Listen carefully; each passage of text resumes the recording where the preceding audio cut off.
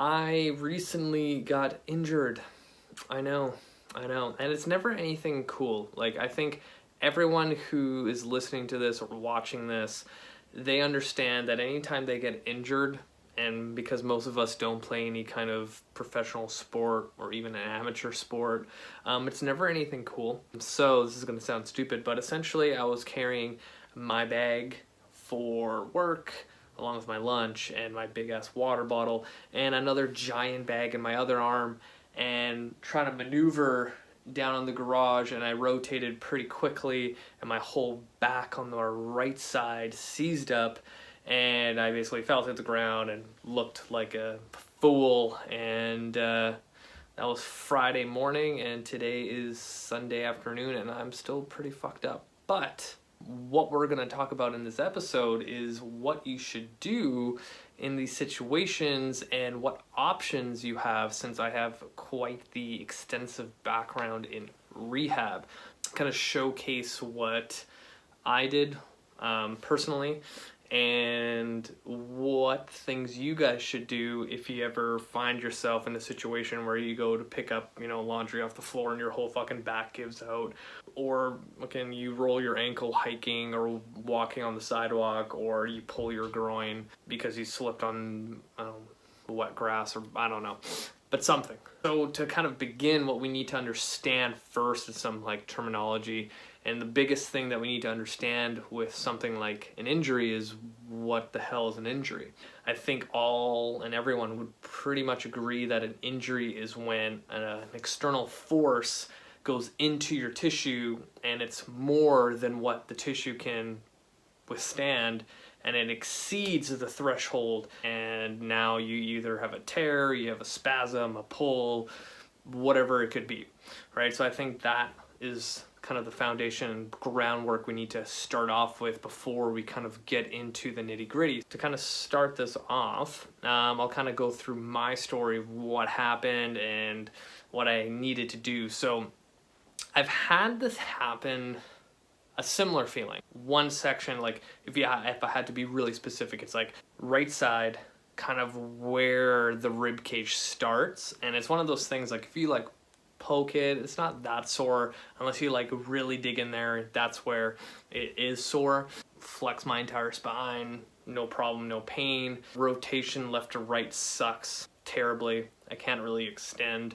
When I got into work, thank God that I work with chiropractors, so I got treatment right off the bat, but it wasn't anything ribby. It's more so musculoskeletal, muscle spasm, and literally I can feel that whole cross section of muscle tissue just kind of grabbing, and it just won't fucking let go, and sudden movements. And I think it's pretty deep because sometimes when I breathe or I rotate a little bit, it'll catch and it'll take my breath away. It's super annoying. So I had some treatment from a chiropractor, and usually this is the biggest mistake I see a lot of people do, is they injure themselves, a joint, a muscle, tendon, ligament, whatever it is, and they decide to go down the route of, I'm going to go to a medical doctor and get it checked out. And usually what a medical doctor will do is just refer out to a physio or whatever, or just tell you to not use the thing that you injured and take painkillers or Advil every 3 hours for the next 48 hours, and it should go away. And there's a lot of wrong in that, right? And I think a lot of people, they don't understand it, will say roll their ankle and they're like, oh, it's going to be fine, in a couple days I'm going to be able to put weight on it, and then by next week I'll be able to go start running again, or whatever it is. And yeah, you can do the time thing, rest is definitely part of the rehab process, but honestly it's kind of in that early acute stage where there's a lot of inflammation. It's yeah, there's no way you're going to be moving your ankle if you hurt your ankle. And the biggest mistake that people do is resting it too much, and then it becomes really stiff. Because what happens is like how we were talking earlier, when the load exceeds the amount of the threshold that your tissue can handle, your tissue breaks apart. Now during that inflammation stage, everything's trying to repair itself. And if you don't have proper inputs to all the, at a cellular level, to fix whatever you damaged, the cells are just going to throw fucking fibroblasts everywhere to heal everything up, but not in an intentional way. It's not going to lay down the groundwork with a thought process behind it. And what happens is that tissue becomes like dumb tissue, and it gets like all crinkly and stiff, and now you're going to lose a lot of range of motion, and it's just going to get tighter and tighter and tighter and tighter if you never address it. So really, when it comes to an injury, first 48 hours, the first 72 hours are critical on regaining your strength and mobility where it was before. A lot of people just go down the path of like, I'm just going to rest it, let it do its thing, I'm going to take some painkillers, and like I'm good to go.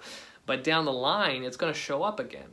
And, you know, another good example personally was mine. When I was in high school, I was skateboarding a lot. Like, I did a lot of skateboarding, and my body took a toll. So if you think about the nature of the sport of skateboarding, if you were going off, 10 sets of stairs, and you're landing, like, you're taking a lot of impact into your joints. So like knees and ankles, big time, take a huge beating. Both of my ankles are fucked. To a point where like my right ankle, the talus bone actually sits forward a little bit. So when I say squat, I will feel that ankle like I'm kind of hitting a wall, like it's almost like a bone on bone thing. So what happens is like that talus that's sitting forward, it actually shifts my entire squatting mechanics. And that's why one of the reasons why I don't do back squats a lot. But I've like done as much as I can on the rehab side on my ankle. It's just, it won't get any better. It's bony anatomy now, right? And we've brought this up before, like you're limited to your anatomy. And I've done all the mobility and rehab that I could with this ankle, but it's just not going to get better. And I even went down the path of getting a chiropractor to adjust it, and it is so stuck because over the years of me rolling my ankles, like the impact crushing my ankle on top, it's just adapted to that point, and everything's just so stiff, right? And that's the worst thing, is like creating cellular change at the tissue level where it's non-intentional and it's just gonna do its thing, and now you're left with a stiff ankle. So when I squat now, knowing that I have that limitation, my body will naturally rotate my pelvis, and I almost like twist on the way down and back up. Now I have to play around with my stance if I were to squat, and I tend to just do more unilateral exercises. But anyway, that first 72 hours, you need to do a lot to make sure that you're healing properly. I already kind of told you what I did, and the first thing, I got treatment right away. One, to like figure out what it is, like who knows, I could have like slipped a disc at that area. I could have it could have been a lot worse, but it's honestly just a muscle spasm, and it's just gripping super, super hard. So I got some treatment by both of the chiropractors. My mobility improved. So test and retest, that's the biggest thing that you need to do when it comes to any kind of rehab. So before treatment, test, after treatment, test, and see if there's a change.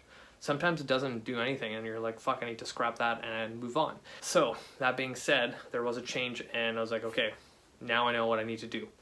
Day 2, which was yesterday for me. This is kind of like a cool thing. Like, I look at injuries as also an opportunity and almost a blessing, because now you can, one, for me, I can better understand where my patients and clients come from when they're injured, but 2, implementing all the knowledge that I have into myself to see if it actually works. So my day 2, knowing what I know, thank God for my wife, who's in naturopathic medicine, that's going through a lot of physical medicine, understands how to maneuver bodies and stuff like that. And the fact that our coffee table right now is a portable chiro table, it worked out beautifully. Test and retest, because I already know what my pain triggers are for movement, which is me rotating to the right and rotating to the left, and extension. So tested, and then what we did was we did some instrument-assisted soft tissue mobilization. I'm super happy that I'm bringing this up, because I actually have a bunch of my stuff here. One of the things that does help a lot when it comes to restricted movement, pain mitigation, or anything like that, one way of doing it is external loading, and tools is a great way to do it. And like tools, I believe back in the 90s got really, really popular to save the hands of practitioners. A lot of times, practitioners will use their thumbs or fingers and stuff like that. But then again, it's like if you're seeing 10 patients a day, if you're a chiro, or more, if you're a massage therapist and you're seeing like 6 a day, like that wreaks havoc on your hands. So whoever came up with Graston was like, oh, let's just make tools that can release fascia. And one of the things I use in the clinic are tools. And Honestly, they're kind of set up as something like this. There's so many out there. Like I have this one that's kind of geared towards to mimic your thumb. And you have like different edges and things like that. This fucking edge here sucks because it's super thin, can dig in there. And then you have other things for like bigger pieces of tissue, things like this. All these tools, the instrument assisted tools, there's so many brands out there, and they all say they're better than their competitors because of whatever thing that they've created. And honestly, like, it comes down to preference to the practitioner of like, is this going to help my practice? Is this going to help my patient, whatever it is? But honestly, they all kind of do the same thing. When it comes to injuries, that's something that you should look out for. People always ask me, can I buy these things? You can, but if you don't understand your anatomy or, you know, pain mechanisms and things like that, like, you're just going to do more damage than good. And I even remember having this conversation with a patient where I was doing this on the patient. They felt better, the movement got better. After a couple of days, like, pain was gone. Like, again, it's not a magical thing. It was also coupled with other things. But they asked me, like, oh, can I buy this? And I'm like, yeah, but it might not be a good idea. And they were like, oh, okay. Maybe 2 weeks go by, same patient comes back in the waiting room. And I noticed that left arm was all purple, like from the shoulder down to the elbow. Went over, I'm like, so, you got yourself a kit of tools there? And he's like, yeah, I went a little bit overboard. And I'm like, you think? So that is the trouble with all these kind of instruments that you can buy online now. Like, I've seen them advertised on Instagram, especially really popular in the CrossFit community, but people will overdo it. Like, there's something called like over treatment, just like overtraining, which all CrossFitters get into. There's the same rule applies for over treatment. So you don't want to overload it. You know, like a 2-hour massage is not better than a 1-hour massage if your nervous system can't adapt to it or your tissues can't adapt to it. You know what I mean? It's like the least amount of load or external stimulus that you need to have change from. You know what I mean? Got blood flow in there, and essentially what it does is, like, as you slide back and forth, there's friction between the skin and the fascial layer underneath. As you're blading back and forth, you're creating heat and blood flow to the area. And now we have friction and slide a little bit between the skin and the fascia that might be all bunched up and tight, in air quotes. And that allows a little bit more movement, again, more blood flow to the area, more white blood cells, things like that. Things are repairing. So that was my first kind of attack. The second one was implementing my functional release methods that I learned when I took my upper body extremity course almost a year ago today with Dr. Michael Shivers, and figuring out distinguishing between mechanical tension, neurological tension. That's a whole nother topic that we could do like a full hour to 2 hours of me talking about it. What that means is with FR release, it's more intentional, and we're putting, again, that external stimulus into the tissue to influence change of all those little muscle cells that are responsible for rebuilding the tissue. So I had my wife basically find those painful spots, dig her thumb in. Now, like, it's almost similar to ART, but that's a whole nother thing, which is another treatment modality that a lot of good physios and chiros use for pain, injury, whatever it is. So any kind of hands-on tissue manipulation is going to do wonders for a soft tissue injury like I'm having. So the FR release techniques, we started using that, adding more movement, and like a huge advocate of movement. That's the other thing, is like a lot of times when people get injured, they don't want to do anything. They just rest it. But now you're stiffening things up. So knowing what painful patterns I had, I'm going to try to add in my rotation, pain-free, of course, and again, throwing in extension patterns. So the next thing I did, a muscle spasm, and I know that a lot of stuff comes down to fascia and tissue. We did a lot of cupping. I, in the clinic, use quite a bit of cups. These ones that I use right now are rock pods, so they're built for movement. They also come in different sizes. We put a bunch on my back and added cat-cows and T-spine rotations with those on. You know, when we tested after, all those pathways of left-right rotation, right rotation, and extension all improve, so we're on the right track. So the big thing with cupping, if you look at the nature of it, it's literally a suction cup. And if you think about our fascial layers on top of each other, when we put a cup and it literally lifts the skin, now we have more movement because of less friction between the fascial layers. So now we're also adding blood flow to the area once again, just like the instrument assisted when we were blading. And again, with all the nerve endings that are very, very close to the spine, now I'm letting the nerves kind of settle down, because if I have an injury around close to the spine on a muscular level, then all the nerves that come out of the spinal cord off to the side, they're definitely being compressed and sending more pain signals and telling my brain not to let me rotate past a certain point, or I'm going to send pain signals. So having those nerves kind of settle down for a little bit are going to help tremendously. So when it comes to cupping, that is another way, an option for treatment. And a lot of people, they don't know what, instrument assisted soft tissue mobilization is, or cupping, or anything like that. And when I always bring up a chiropractor, people just assume like, oh, you're just gonna get your neck cracked and your whole body cracked and you're out of there. But a lot of chiropractors are very, very, very, very different. It all kind of depends on how they're building their business and their practice.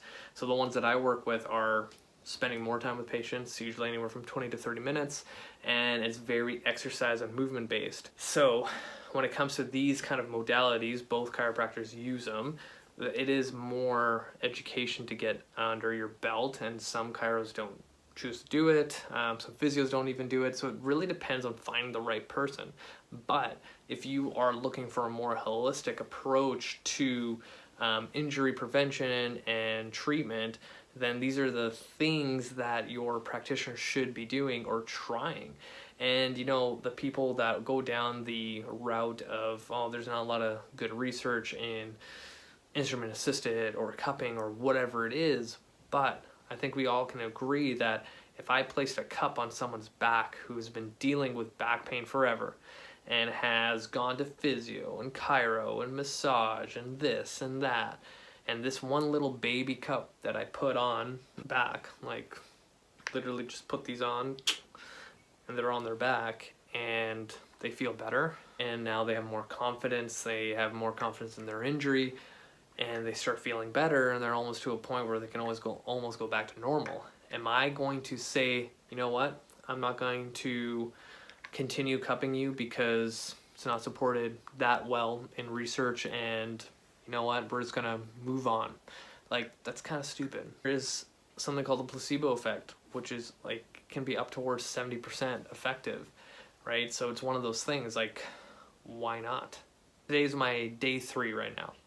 So I've already showed you the 2 things that I did, and I could have done more, but we went back to our point where there's such thing as like overstimulation of treatment. So today what I'm gonna do is actually tape my back with rock tape. And like, going back to my cups, there's so many different cups on the market once again, and just like the instruments that I showed you that I use, there are so many different brands of cups. There's glass cups with like a little gun that will suction out. There is the glass fire cups where you put literally fire into the cup and then you put it onto someone's back or whatever injured area and you suck it right off. There are silicone cups that slide, so the ones that I use stay on stationary, and then we would add movement. So I'm a huge advocate of the FRC system. So I'll put cups on people's rotator cuff, and now let's do shoulder cars from that position. Like, that's money. And same thing, like, can you buy these online? Hell yeah, you can go on Amazon, buy a cup set if you really wanted to. Should you? Probably not. It goes back down to, like, do you really know your anatomy well? Do you know if you're gonna put a cup near your neck, if you're not gonna hit like some sort of artery that's gonna get sucked up and it's gonna cut oxygen to your brain, you're gonna pass out? Do you know enough about that? Probably not. So today, day 3, I'm gonna try to, again, add movement today. I'm gonna try to do like a cars routine and some low-level pails in rotation and extension to help influence the tissue change. And then I'm gonna tape myself with rock tape. So rock tape is essentially a better version of kinesiology tape. I've played with both. I just prefer rock tape. I feel like the adhesive inside is a little higher quality. So essentially what rock tape does is, again, that kind of lifting effect that cups do. So if I have a slap of tape on tissue, it's going to lift the skin. The tape is super flexible, so if I decide to like move, it's going to move along with my skin. So if I add movement with my tape, it's again moving all those fascial layers that might be compressed and tight around the injury. So it's going to help promote the healing process a little bit better. You're getting more blood flow, and it's also kind of stopping that pain cycle. So if you know the pain gate theory at all, if you don't, search it up, but essentially in that area where I'm injured right now, there's constant feedback going through my spinal cord to my brain that, hey, this area is injured, and then the brain sends a signal back to prevent movement from there to protect myself. So slapping a piece of tape can either slow down that process or even stop it. So now when I decide to like work on my rotation, I might be able to get a little bit further and influence a little bit more change intentionally and improve the tissue quality around it with just tape. The other thing that I have not got into is a whole topic of acupuncture. And, you know, my wife can do acupuncture. There's two types. One is traditional Chinese acupuncture, where they kind of just stay on top of the skin and go along meridian points. The other style is kind of like IMS, dry needling, where they go right into the muscle belly and really F you up. Works great. And everyone reacts to it a little bit differently. I personally don't get the best relief, I would say, from acupuncture. It's more so like my nervous system goes like, the best way to describe it is if I decided to like deadlift my 1 rep max every single day and then run a marathon on top of it, like I just feel toast. Like I'm just drained because like it's just overload, overstimulation for my nervous system. That's another route that people need to look at, is getting dry needling done. People just don't know. People just don't know there are other options out there that can help a lot. There's some people that don't even know that, for example, there's pelvic floor physios out there to help with anything below the belt for both men and women. A lot of questions about like, oh, I get low back pain when I do front planks, and it's been 6 months since I had my kid, and I'm like, have you seen a pelvic floor physio? And they're like, what the hell is that? And I'm like, we need to educate, and this stuff is super, super, super important, because we all will have a point in our life where we will take our kid out of the car seat and our whole back just fucks up the whole fucking day for you, and you are gritting your teeth trying to move all day and you don't know what to do. So if you guys have any questions about your injury, what options are there, who you should go see, physio, chiro, RMT, whoever, like feel free to reach out. I have a lot of experience. I've been working in the clinic the last 3 years with all these different types of practitioners, and I've learned a lot, and movement is my passion. Movement is part of this whole equation on rehab, so feel free to reach out. That's it for me. Hit the show notes, add me on Facebook, add me on Instagram. Make sure you subscribe. You guys have been listening, and like I think the last couple times I told you guys to subscribe, I'm getting a lot of you doing it because I post a lot. I have a lot of great content on there, and I want to thank everyone watching my YouTube stuff. Like, it's been crazy to see how fast it's been growing. That's it for me, you guys. Thank you so much, and be awesome. You guys are awesome. Fucking kill it. All right, see ya.